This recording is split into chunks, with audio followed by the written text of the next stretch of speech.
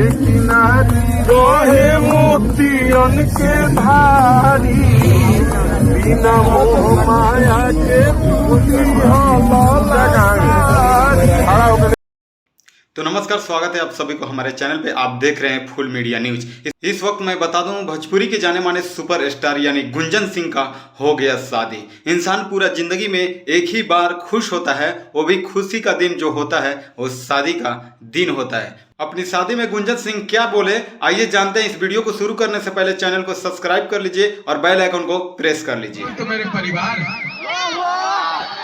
जान है, परान है। भैया हो, ठीक है ना? मुझे लग रहा है कि कार्यक्रम करने आए हैं क्या? पहला बार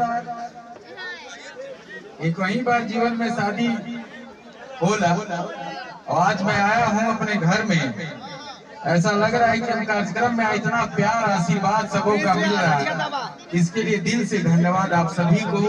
बाराती सराती पवारी गांव के आसपास के जितना गांव सब है के।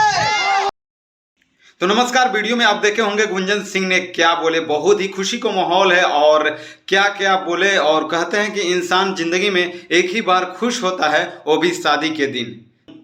तो उम्मीद है कि आप लोग गुंजन सिंह के बारे में जान ही गए होंगे। बहुत ही खूबसूरत गुंजन सिंह की बीवी है।